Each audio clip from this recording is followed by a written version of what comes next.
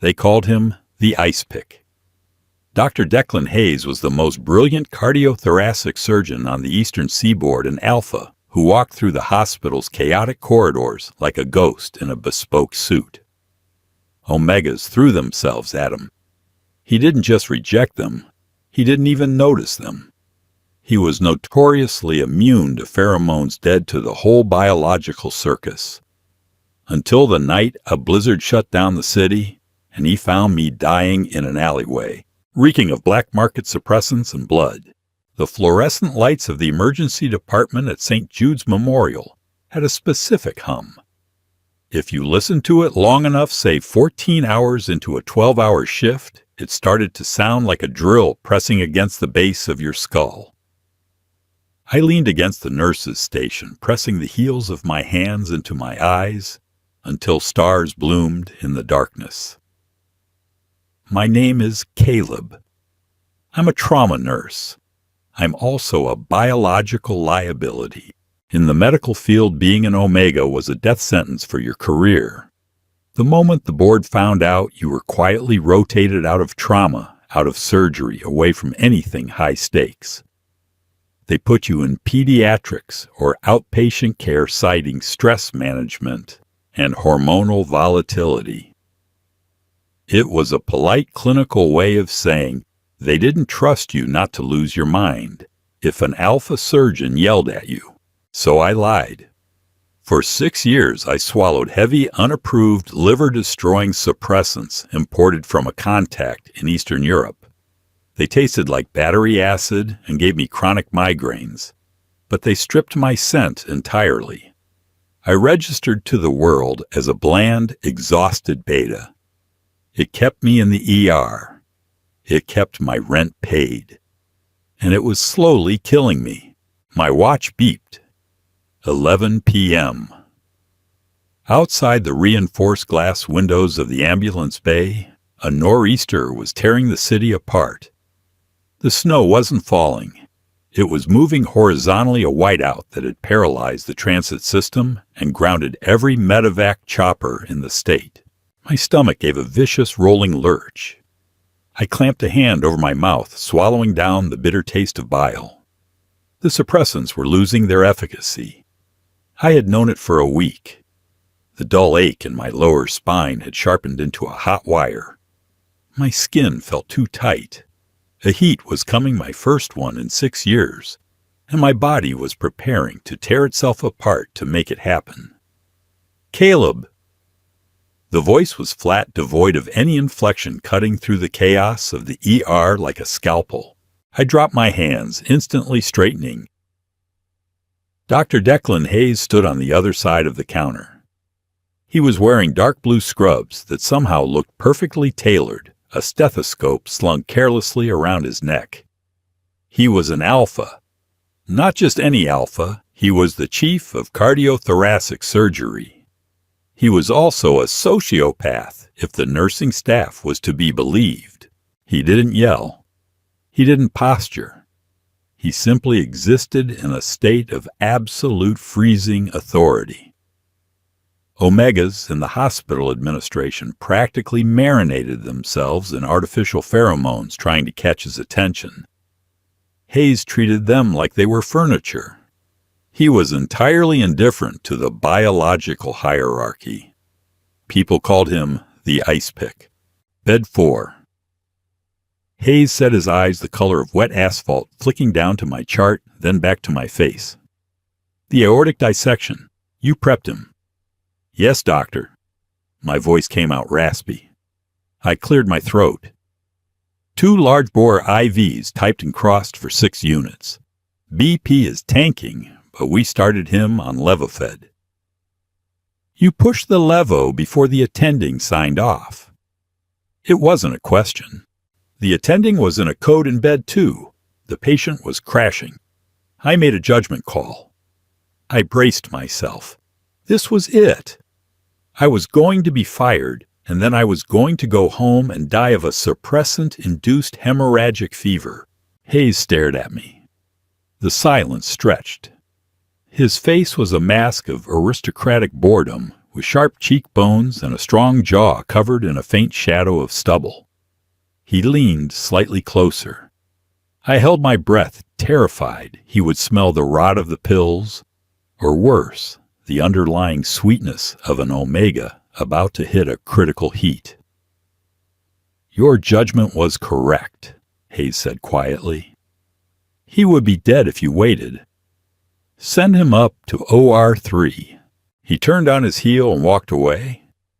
A gorgeous Omega anesthesiologist, Dr. Lin, tried to step into his path, offering a dazzling smile and a clearly projected scent of vanilla and lavender. Hayes didn't even break his stride. He stepped around Lin like avoiding a puddle and disappeared through the double doors. I let out a shaky breath, grabbing the edge of the counter. A fresh wave of nausea hit me, followed by a spike of heat that felt like a match striking against my ribs. I checked my pocket. Empty. I had taken my last pill at noon. "Shift's over. Caleb," my charge nurse Sarah said, clapping my shoulder. She frowned. "You look like a corpse. Get out of here. The subway is shut down, but you only live 6 blocks away. Right bundle up." I nodded numbly. 6 blocks. I just had to survive 6 blocks in a blizzard. I changed in the locker room, my hands shaking so badly I could barely zip my heavy parka. My internal temperature was rising. My vision swam with gray spots.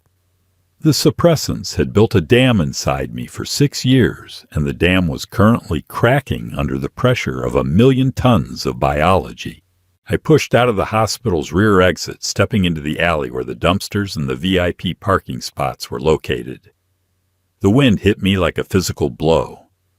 The cold was shocking, a -10-degree slap to the face that momentarily cleared my head. I took 1 step, then another. The snow was already calf-deep. By the 3rd step, the dam broke. It didn't feel like the romanticized hazy onset of an Omega's heat that they describe in movies. It felt like being poisoned. A violent cramp seized my abdomen, dropping me to my knees in the snow. I gasped, but the freezing air only burned my lungs. My core temperature spiked catastrophically. I was freezing on the outside, ice crystals forming on my eyelashes, while inside my blood felt like it was boiling. I collapsed forward, my cheek hitting a snowdrift. The pain was absolute. My body was desperately trying to release pheromones to scream for an alpha, but the chemical residue of the suppressants was blocking the pathways, causing a toxic backfire.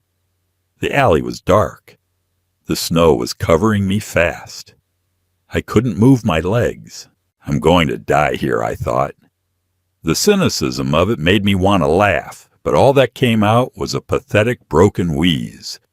Killed by biology in an alleyway next to the medical waste bins. Fitting. My eyelids fluttered shut. The roar of the wind faded into a dull, rushing silence. Then the crunch of heavy boots on fresh snow. I was floating in a dark, agonizing space, tethered to reality only by the scent of ozone. It was sharp. It smelled like the air right before a massive thunderstorm mixed with the sterile, biting scent of rubbing alcohol. It cut through the sickly, rotting sweetness of my own poisoned pheromones.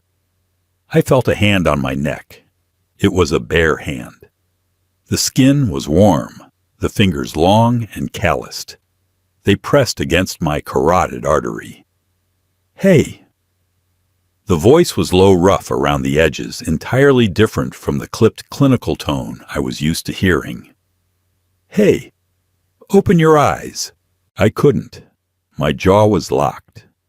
I was violently shivering, my teeth clicking together so hard I feared they would shatter. "Christ, you're burning up!" The hand shifted to my cheek. Someone swore softly. Then I was moving. Strong arms slid under my knees and around my back, lifting me out of the snowdrift with an ease that suggested I weighed nothing. My head lolled against a broad chest.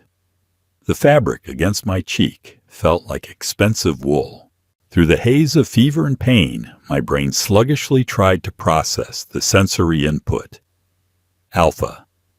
The scent was unequivocally alpha.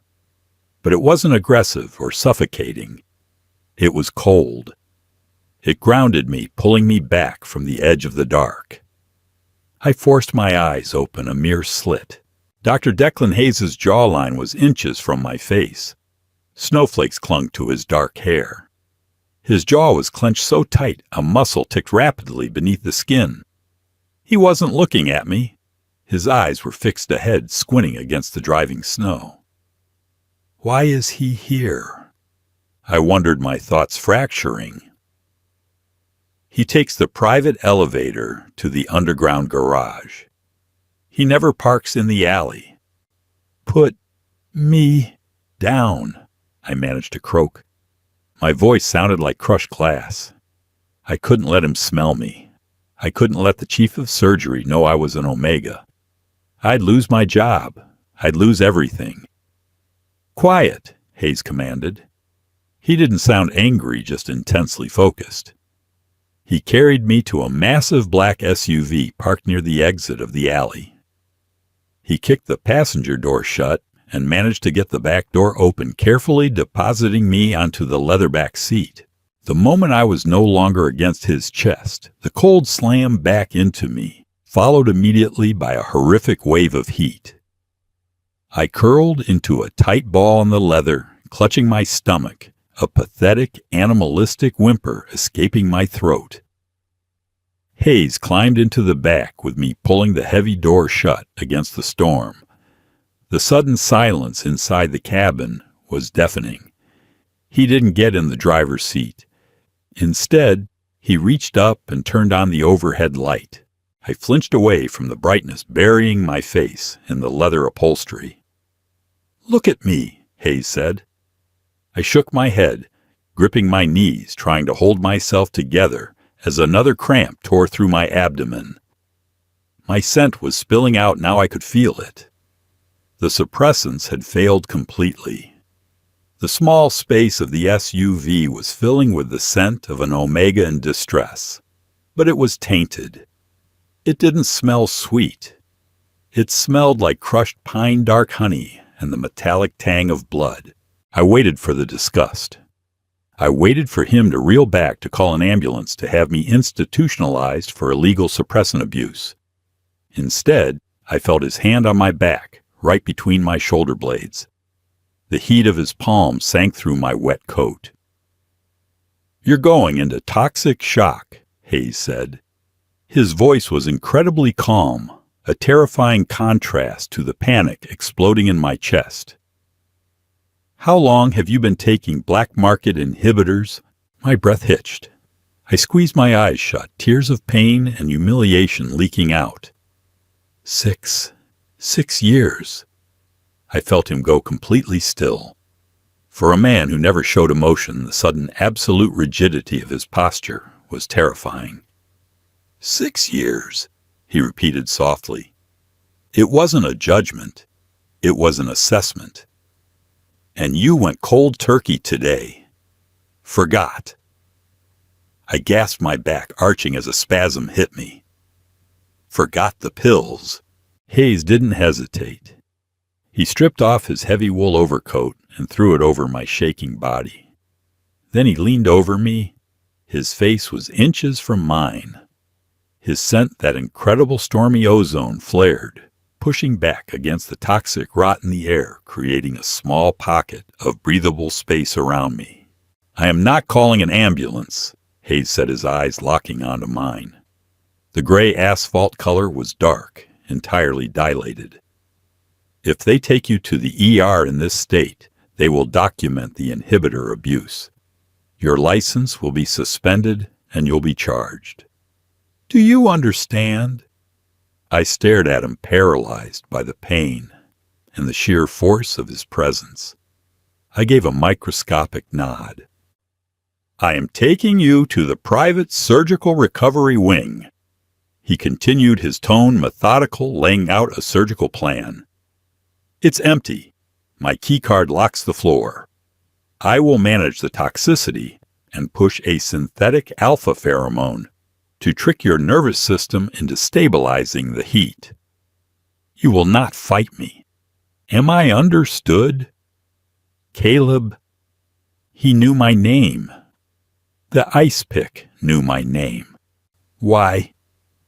I choked out a stubborn, cynical part of me refusing to die, even as my organs felt like they were shutting down. You hate Omegas. A strange, dark expression flickered across Hayes' face. It was there and gone in a fraction of a second, replaced by his usual unreadable mask. I hate the ones who smell like cheap candy and desperation, Hayes murmured, wiping a stray tear from my cheek with his thumb. The gesture was shockingly gentle for a man with a reputation for butchering egos. You smell like a survivor. Hold on. He climbed over the center console into the driver's seat. The engine roared to life. I pulled his heavy coat tightly around me, burying my nose in the collar, inhaling the scent of ozone and clean snow. And for the first time in 6 years, I let the darkness drag me under without a fight. The first thing I noticed was the silence.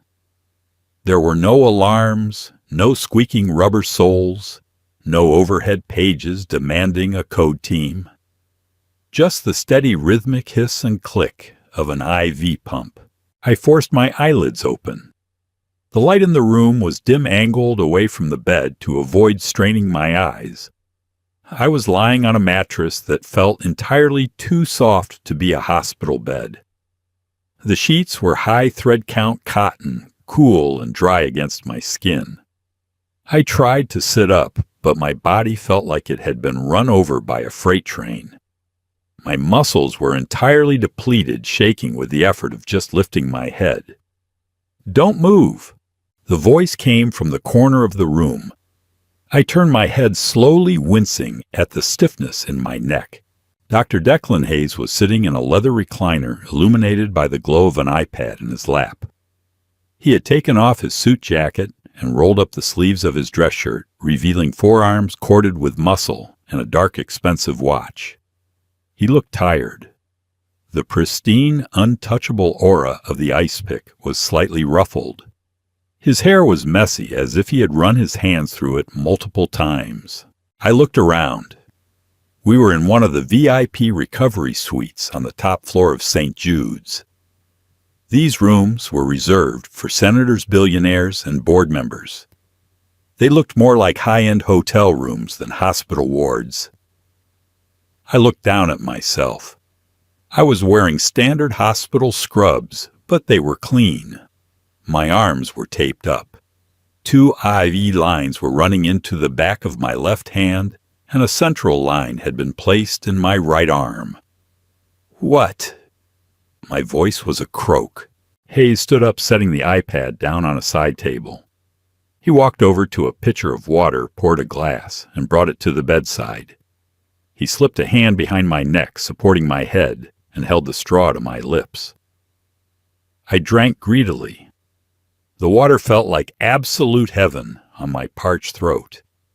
Slowly, he murmured, pulling the glass back when I tried to gulp too fast.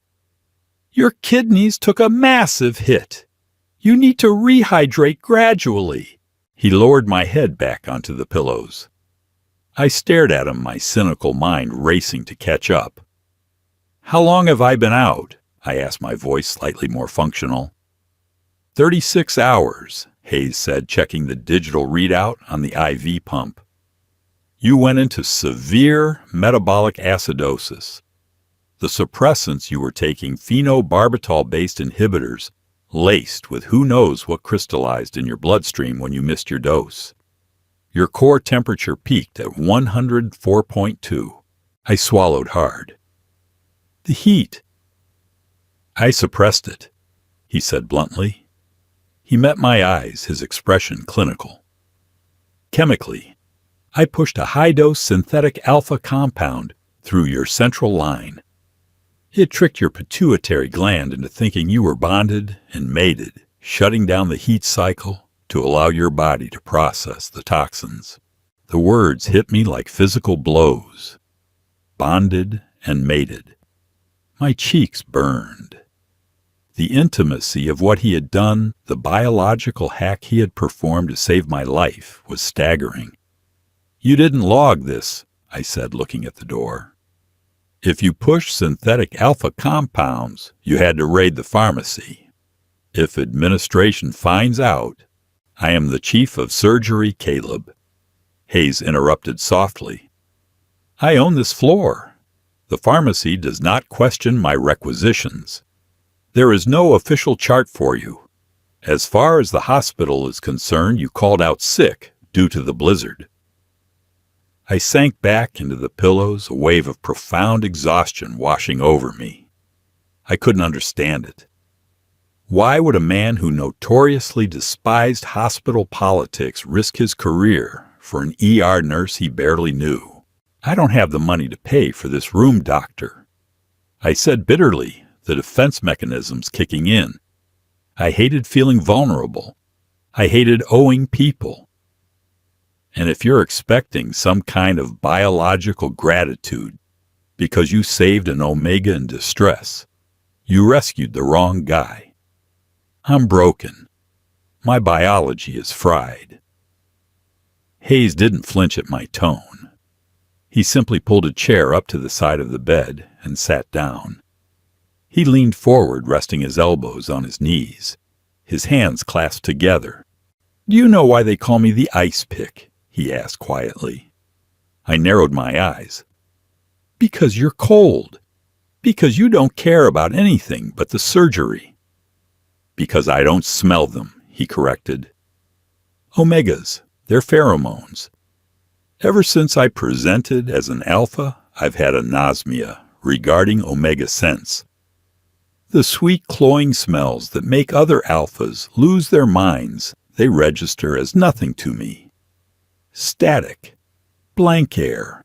I stared at him stunned. The great Dr. Declan Hayes wasn't immune by sheer willpower. He literally couldn't smell them. "Then, in the SUV, I stammered. "Yes." Hayes set his gaze heavy, pinning me to the mattress. "In the alley, in the snow. You were drowning in toxicity, Caleb. You smelled like rust and old wood and pain.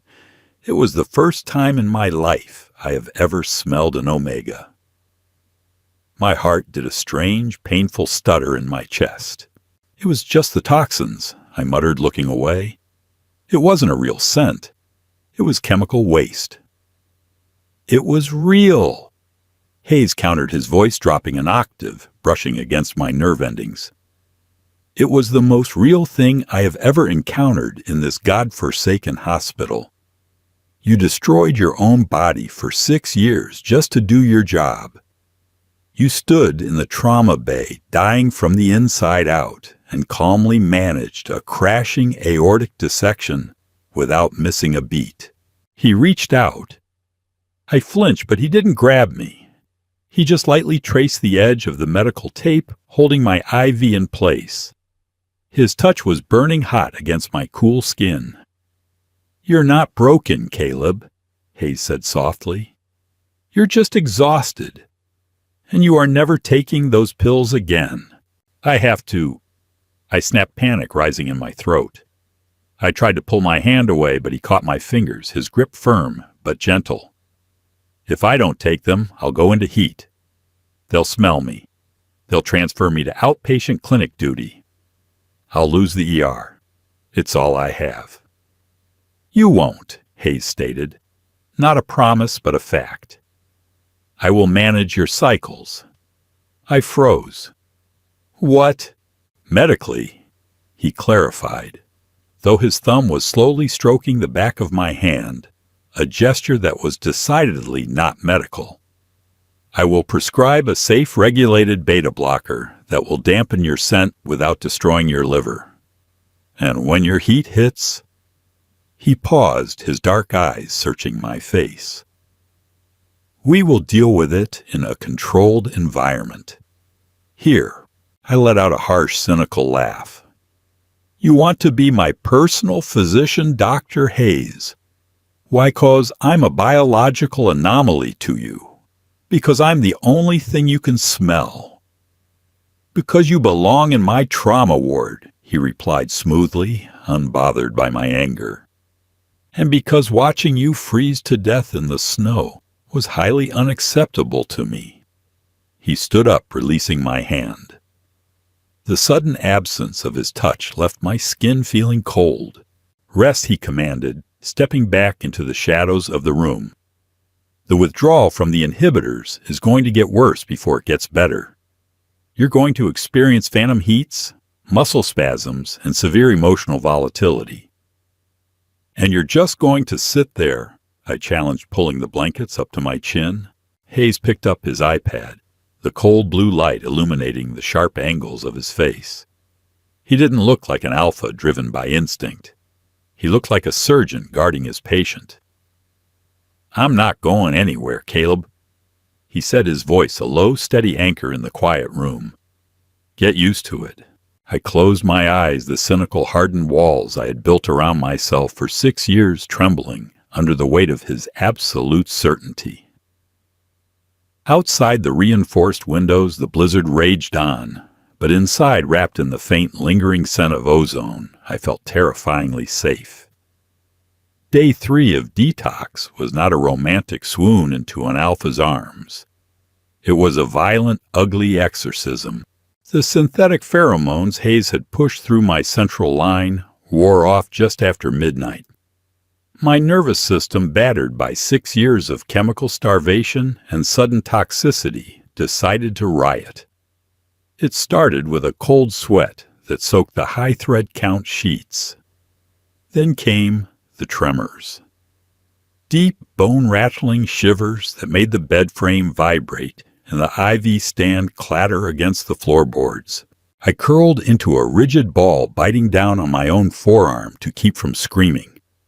The pain in my lower spine was back, but this time it wasn't a dull ache. It was a jagged electrical burning, a phantom heat. My body was desperately trying to initiate a cycle it didn't have the biological fuel to complete. The heart monitor by the bed began to blare a shrill, rhythmic warning that my pulse was redlining. The suite door opened. Hayes strode in. He wasn't in his usual tailored suit or scrubs. He wore a plain gray t-shirt and dark sweatpants, looking remarkably human. The exhaustion around his eyes was carved deep, but his movements were brisk, entirely focused. He hit a button on the monitor to silence the alarm, then snapped on a pair of latex gloves. Caleb. He leaned over me, catching my shoulders. Look at me. You are hyperventilating. I couldn't look at him. My vision was whited out by pain. I thrashed against his grip, an involuntary animalistic panic taking over. Cold, I choked out. I'm freezing. It's in my bones. Your core temperature is 99 degrees.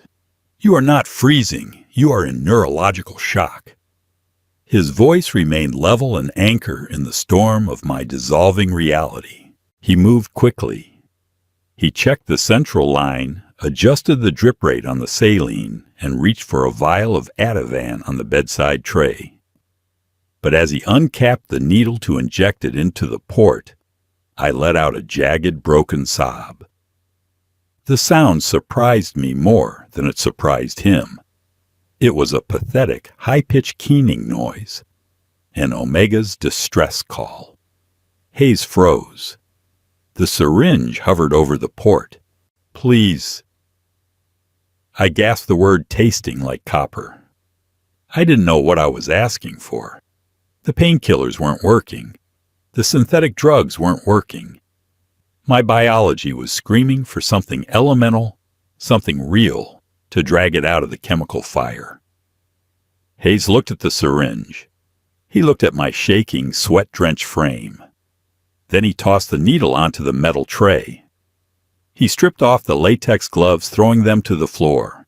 You're going to hate me for this tomorrow, Hayes muttered. He climbed onto the bed. The mattress dipped under his weight. He didn't hesitate. He pulled me up from the soaked pillows and dragged me flush against his chest. I gasped, stiffening, but he wrapped his arms around me, locking me in place.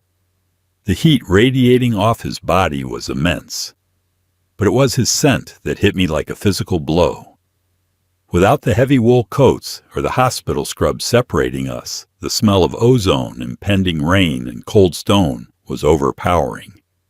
It flooded my senses, overriding the sterile smell of the room and the sour tang of my own sweat. "Breathe." Hayes ordered, his jaw pressed against the crown of my head. "I can't." I wheezed, my fingers digging desperately into the cotton of his shirt. "It hurts. God, it hurts." "I know. The suppressants calcified the nerve endings along your spine. They are firing blindly right now. You have to ride it out." He shifted his grip. One hand flattened against my lower back, right over the epicenter of the pain. The other hand moved up to the back of my neck. He pressed his wrist against my scent gland. The shock of it made my breath hitch. An alpha directly scenting an unbonded omega was an incredibly intimate act. It was a biological override, a command to submit, to calm down, to let the alpha carry the neurological load. It worked. The sheer overwhelming authority of his pheromones flooded my bloodstream. The jagged electrical burning in my spine smoothed out into a dull, heavy ache. The tremors racking my legs began to subside. My heart rate, which had been hammering against my ribs like a trapped bird, slowed to match the steady, resonant thud of his heart against my ear. I slumped against him, all the fight draining out of my muscles. I was utterly exhausted, reduced to a hollowed-out shell clinging to the chief of surgery like a lifeline. "There it is," Hayes murmured, his voice rumbling through his chest into mine. He didn't let go. His hand kept a slow, rhythmic pressure against the base of my spine. "Just breathe, Caleb. I've got you." We stayed like that for hours. I drifted in and out of a heavy narcotic sleep, entirely submerged in the scent of ozone. Every time I started to twitch, every time the phantom heat tried to spark back to life, Hayes would tighten his grip, his thumb stroking the sensitive skin at the nape of my neck, flooding me with calm. I had spent 6 years building walls of cynicism, relying on toxic pills to keep me independent, to keep me safe from exactly this kind of biological vulnerability. I hated alphas. I hated the way they looked at us, the way they assumed ownership. But as I lay tangled in the high thread count sheets anchored to reality by the ice pick's quiet, immovable presence, I realized my walls were gone. The pills had burned them down, and Declan Hayes had swept away the ashes. 2 days later, the blizzard broke. Sunlight, brilliant and blindingly white, poured through the floor-to-ceiling windows of the VIP suite.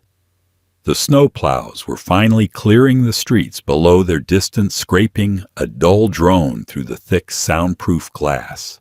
I sat on the edge of the bed wearing my own clothes. Sarah, my charge nurse, had apparently dropped a duffel bag off with security after Hayes told her I was recovering from a severe respiratory infection in the private wing. The jeans felt too loose. My favorite worn-out hoodie hung off my shoulders. The mirror in the bathroom had shown me a hollow-cheeked ghost with dark bruises under his eyes, but my mind was clear. The persistent low-grade migraine I'd had for 6 years was gone. The toxic sludge of the suppressants was entirely flushed from my system. The suite door clicked open. Hayes walked in carrying a manila folder and a small amber prescription bottle. He was back in his armor, a charcoal gray tailored suit, a silver tie clip, his expression completely unreadable. The human being who had held me through the night had vanished, replaced entirely by the chief of surgery. A sharp spike of defensive irritation hit me. It was easier when he was a bastard. "You're discharging me." I said a statement, not a question. "Your labs are clear," Hayes said, walking over and dropping the folder on the bedside table. Your BUN and creatinine levels are back in the normal range. Liver enzymes are elevated but stabilizing. You're medically cleared to return to your own apartment. He set the amber bottle next to the folder. Propranolol and a highly regulated low-dose synthetic hormone. Hayes explained his tone strictly clinical. It will act as a beta blocker for your scent glands. It won't stop your heat cycle, but it will mask your pheromones to anyone outside of a 3-foot radius. It is completely legal. It will not destroy your liver. I stared at the bottle.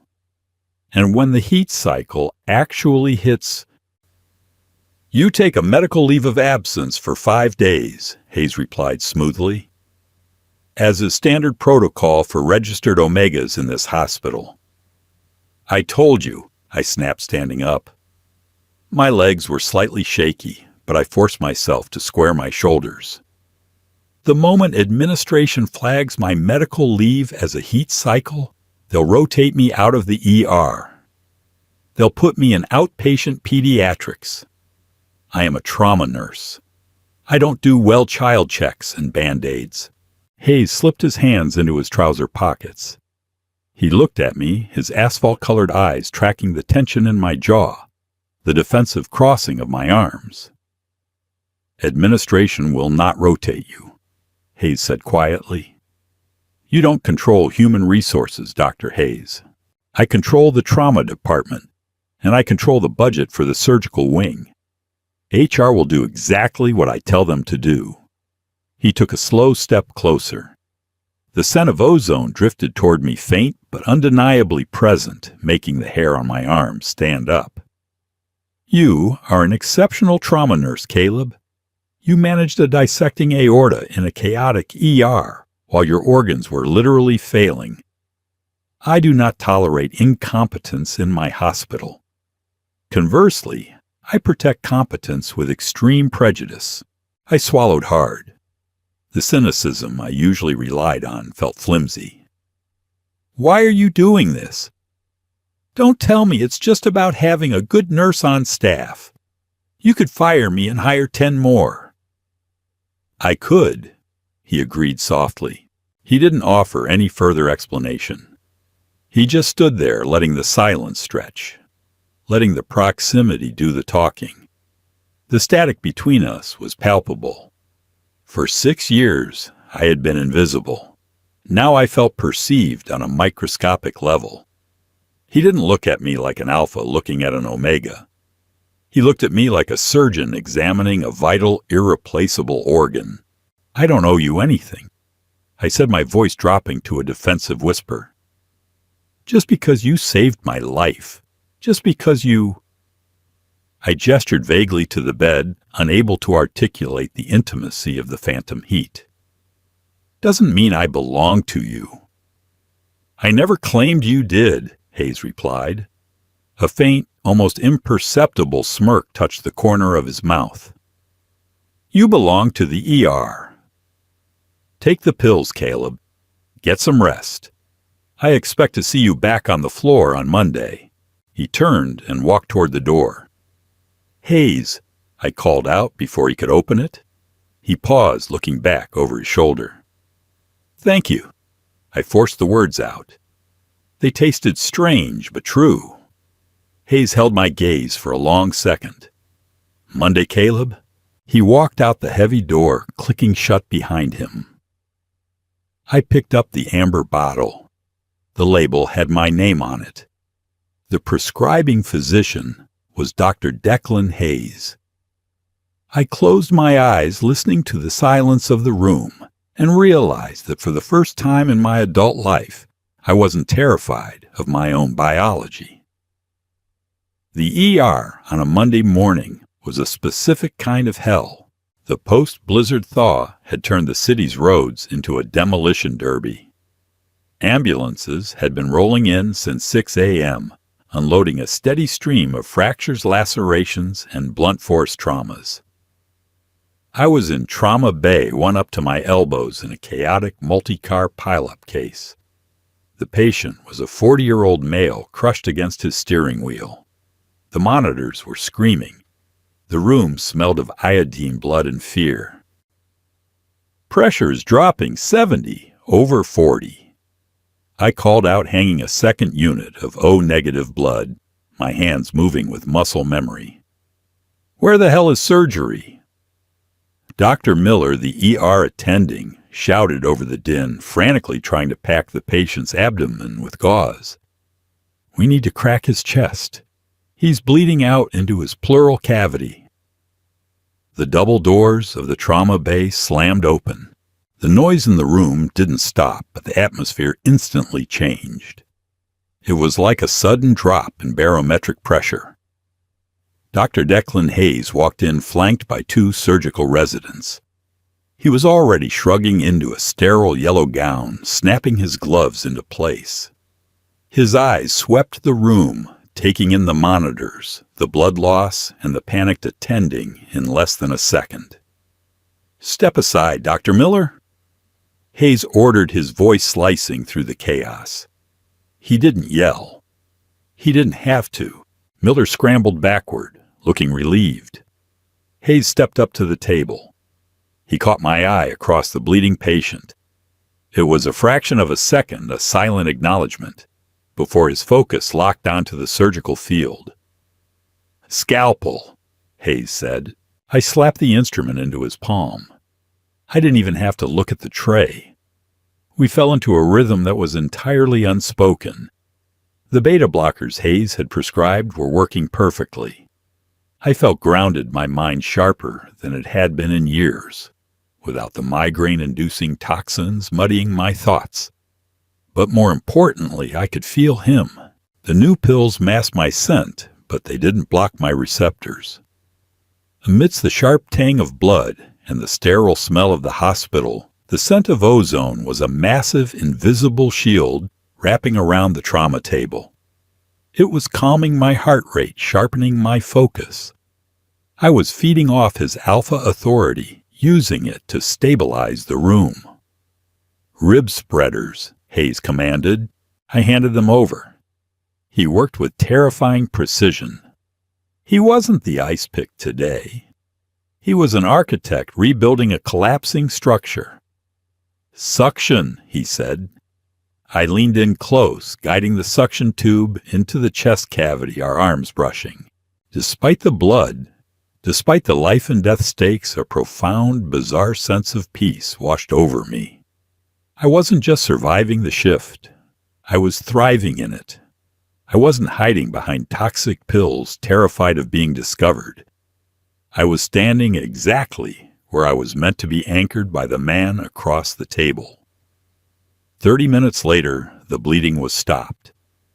The patient's vitals stabilized into a steady, rhythmic beep. Good work, team, Hayes said, stepping back from the table, his gown sprayed with arterial blood. He stripped off his gloves, throwing them into the biohazard bin. Prep him for transport to OR2. We'll close upstairs. The resident scrambled to follow his orders. The room exhaled. I leaned against the counter, suddenly exhausted, wiping a streak of sweat from my forehead with the back of my arm. I watched Hayes walk to the sink to scrub his hands. He looked up, meeting my eyes in the mirror above the sink.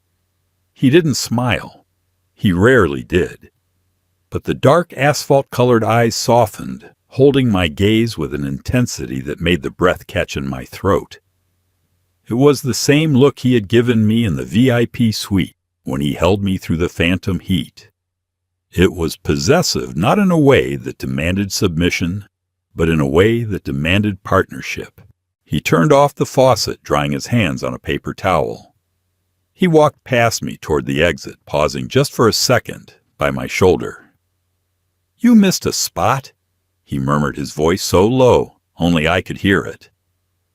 He reached out his thumb, lightly brushing a smear of blood off my cheekbone. The brief contact sent a jolt of electricity straight down my spine. He pushed through the double doors and was gone. I stood frozen, my heart hammering a completely different rhythm than it had during the trauma code. I looked at Sarah, who was wiping down the blood pressure cuffs nearby. She raised an eyebrow at me, clearly having witnessed the quiet, intense exchange. "Since when does the ice pick help nurses clean their faces?" she asked, her voice laced with amusement. "I have no idea." I lied, turning away to hide the flush creeping up my neck. I walked over to the charting station, my hand slightly unsteady on the keyboard. The cynicism that had defined my life for 6 years felt like a discarded skin. The cold, untouchable Alpha of St. Jude's wasn't immune to Omegas. He was just immune to everyone else. And I was no longer a ghost haunting the trauma ward. I was visible, and I was exactly where he wanted me.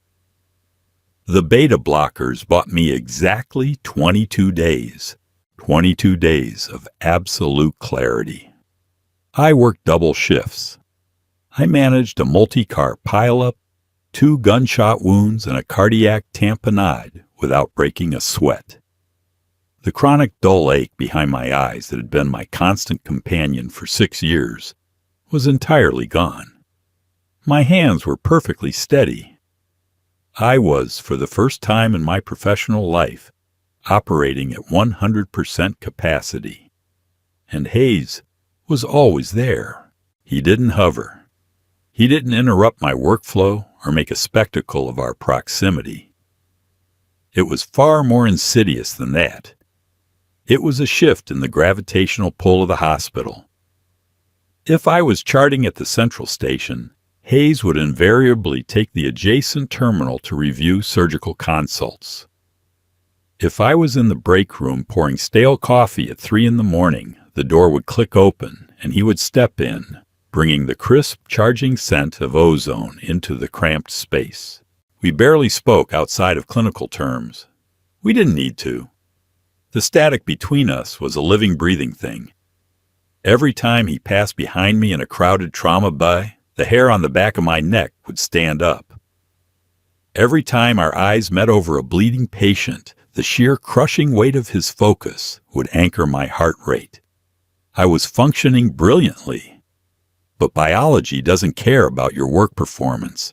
On day 23, the beta blockers stopped masking the internal shift. I felt it during the final hour of my rotation. It wasn't the violent, agonizing crash of the toxic withdrawal. It was a slow, heavy drag in my lower abdomen. A primal, rhythmic pulse that signaled the dam was finally releasing. My body, cleansed of the black market suppressants, was preparing for a natural heat. "You're flushed," Sarah noted, leaning over the counter as I signed off on my final chart. She frowned, pressing the back of her hand against my forehead. "You feel warm, Caleb. Are you coming down with something?" "Just tired." I lied smoothly, stepping back from her touch. My skin felt hypersensitive. Even the rough cotton of my scrubs was starting to feel like sandpaper. "I'm off for the next 5 days. I'm just going to sleep." "Good," Sarah scrutinized me. "You've been running on overdrive. Go hibernate." Hibernate. It was a polite term. I logged out of the system, grabbed my coat, and practically bolted for the employee exit. My apartment was a 5th-floor walk-up in a brick building that had survived 3 decades of gentrification by virtue of being stubbornly ugly. It was small. It was entirely utilitarian. A bed, a small sofa, a kitchen that barely fit a person. It was a space designed for a ghost, to sleep between shifts, not a home. I locked the deadbolt, threw the chain, and collapsed onto the edge of the mattress. By midnight, the fever hit. It was terrifying in its purity. Without the toxic sludge of the inhibitors fighting it, the heat cycle ripped through me with a clean, devastating efficiency. My core temperature spiked. My vision blurred the edges of the room, softening into hazy shadows. A heavy, slick sweat coated my skin, smelling overwhelmingly of dark honey-crushed pine and an undertone of desperation. The biological imperative slammed into my brain. Nest, hide, call. I gritted my teeth, digging my fingers into my own thighs. I fought the urge to drag the blankets off the bed and pile them in the corner. I was 28 years old.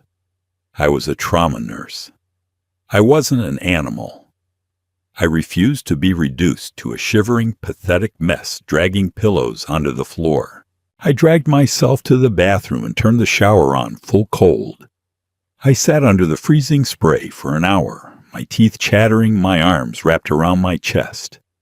It offered a temporary, brutal relief, numbing the nerve endings along my spine.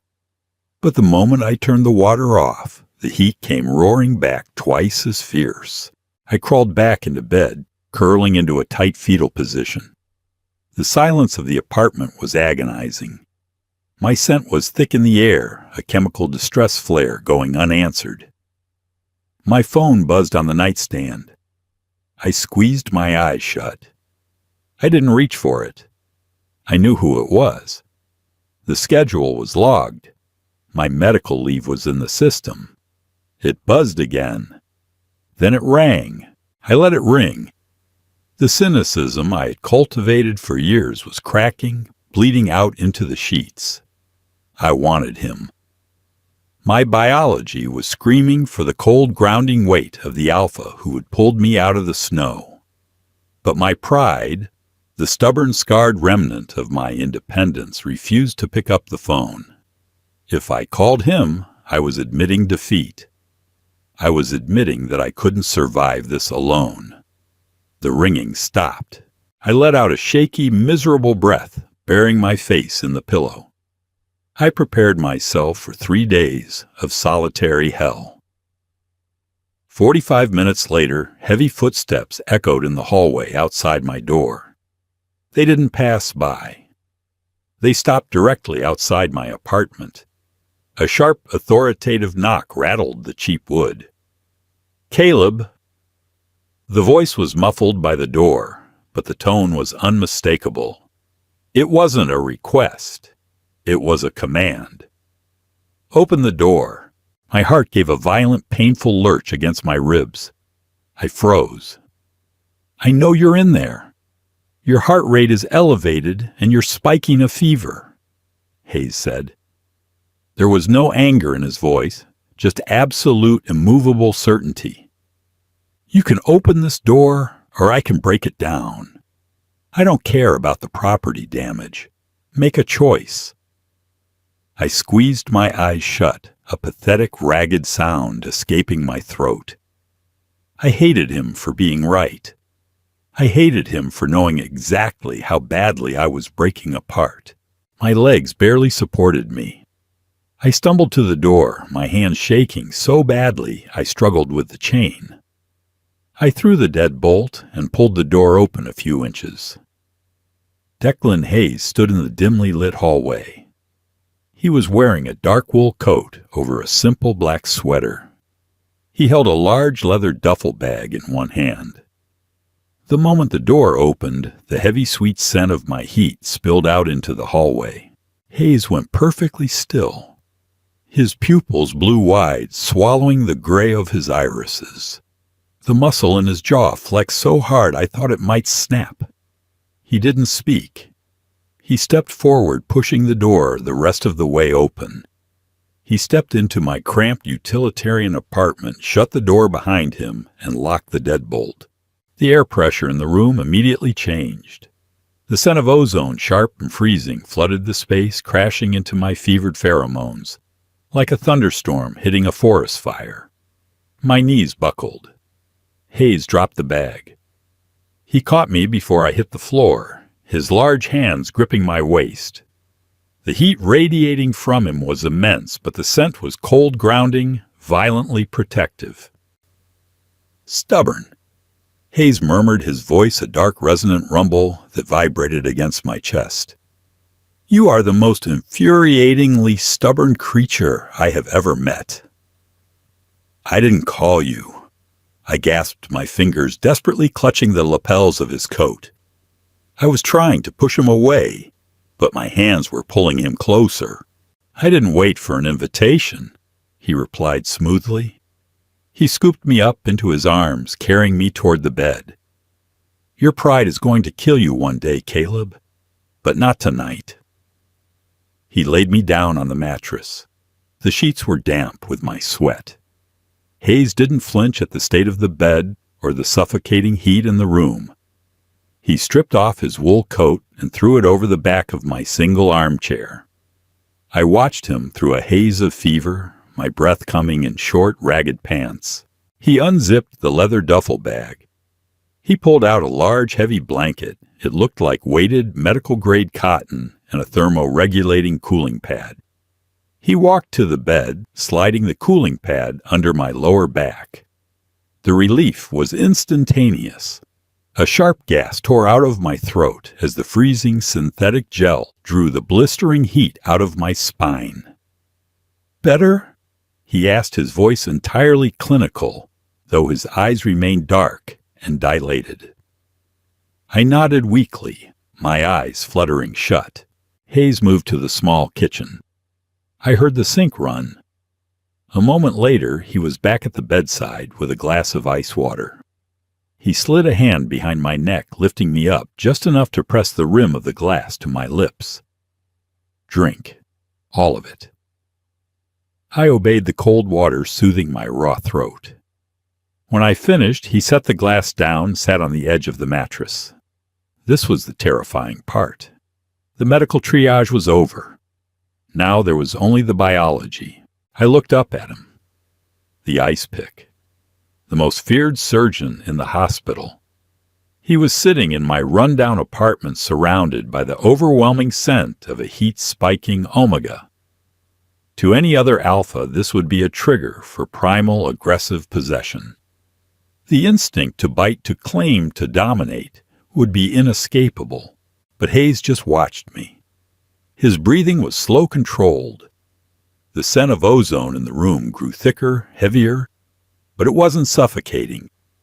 It was building a wall around the bed, sealing us off from the rest of the world. Why? I whispered, my voice cracking. The cynical armor was completely gone. I was laid bare, vulnerable, in a way I had spent my entire adult life avoiding. You could have anyone. You could have a perfect, compliant Omega who smells like vanilla. Why me? Hayes leaned forward. He rested his forearms on his knees, bringing his face inches from mine. I told you, he said, his voice dropping to a low, rough murmur. They smell like static. They are ghosts to me. He reached out, brushing a damp lock of hair off my forehead. The touch sent a jolt of electricity straight to my core. You are the only thing in this world that smells real, Caleb. He didn't ask for permission. He didn't need to. The biological contract had been signed the night he pulled me out of the snow. He shifted his weight onto the bed, lying down beside me. The mattress groaned in protest. He reached out and pulled me flush against his side. The contact was a physical shock. My skin was burning.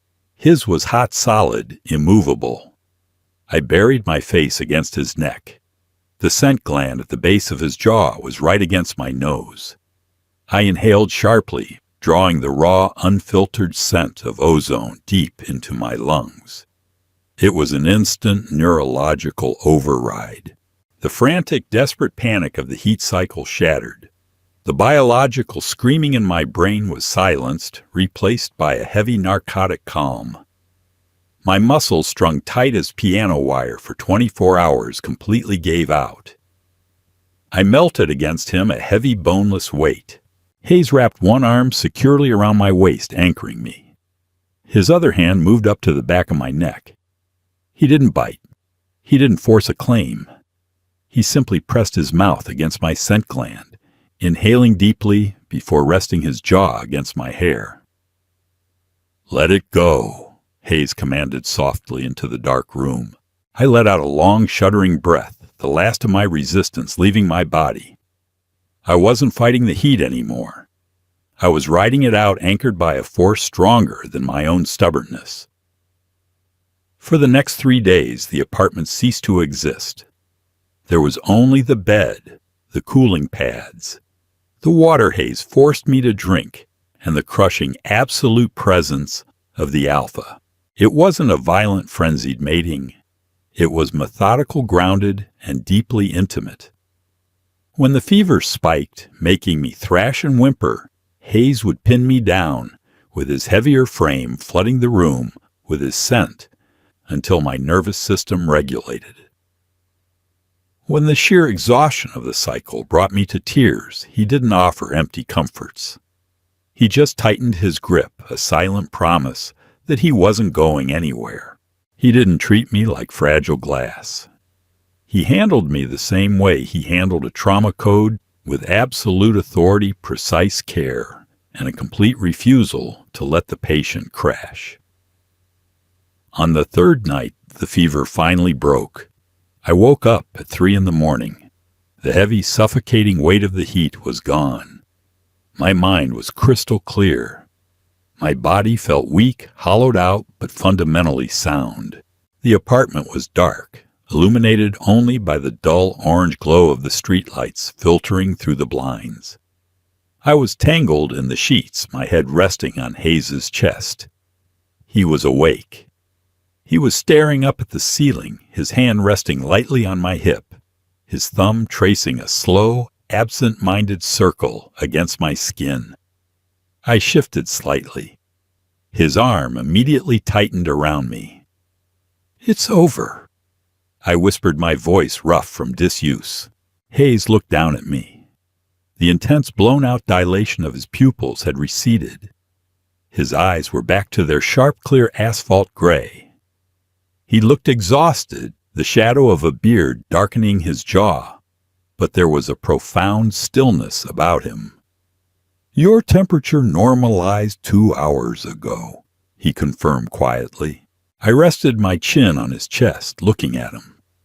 The cynicism that usually protected me tried to rear its head, tried to tell me that this was a temporary biological arrangement, that he would leave now that the medical crisis was averted.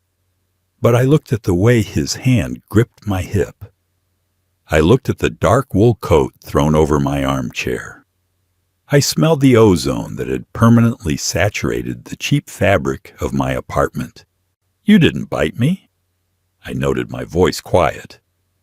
During a severe heat, it was almost biologically impossible for an alpha to resist claiming an unbonded omega.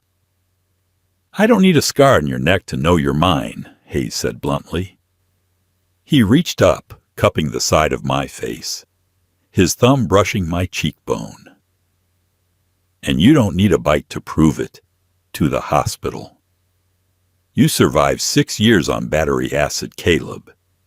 You don't need to be claimed like property." My throat went tight. I swallowed hard, turning my face into his palm. "Monday," I said softly. "Monday." Hayes agreed. A faint, real smile touched the corners of his mouth. Back to the ER. I closed my eyes, listening to the steady, powerful rhythm of his heart beneath my ear. The ghost was gone. I was finally alive. The double doors of Trauma Bay 1 slammed open. Monday morning, 8 a.m. The ER was already a war zone. The paramedics were wheeling in a stretcher, holding a 22-year-old female victim of a scaffolding collapse. Blood was soaking through the bandages on her right leg, and the heart monitor was screaming a frantic, irregular rhythm.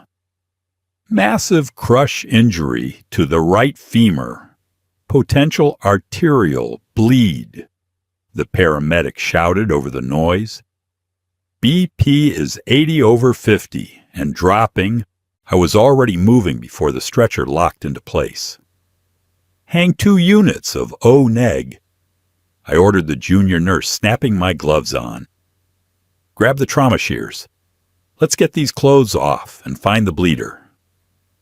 The noise was deafening. The smell of copper and adrenaline was thick in the air. Dr. Miller, the attending, was barking orders trying to establish an airway. It was chaos. It was exactly where I belonged. I stepped up to the table, my scissors slicing through the heavy denim of the patient's jeans. The blood pooled instantly on the steel table. I grabbed a stack of gauze, pressing down hard on the wound, leaning my entire body weight into it to stem the arterial flow. "I can't get a pulse on the foot," Miller yelled, his face pale. "The artery is severed. We need a tourniquet and an immediate surgical consult. Consult is here." The voice cut through the shouting like a scalpel through skin. The noise in the room didn't stop, but the frantic, panicked edge to it vanished. Dr. Declan Hayes stepped up to the opposite side of the table. He was in his sterile yellow gown hands, already gloved his expression, an impassive, chilling mask of authority. He didn't look at Miller. He looked directly at me. "Status Caleb," Hayes demanded. "Femoral artery rupture." I replied, my voice steady, my hands locked firmly over the wound, keeping the patient from bleeding out on the table. "I'm holding pressure, but she's losing volume fast. She needs a bypass." Hayes' eyes met mine. The asphalt gray was sharp-focused. But beneath the clinical detachment of the ice pick, I felt the immediate invisible surge of ozone. It rolled across the trauma table, wrapping around me, anchoring my heart rate, sharpening my focus. The beta blockers kept my own scent perfectly hidden from the room, but the connection between us was a live wire. He didn't need to bark orders at me. We moved in perfect, terrifying synchronization.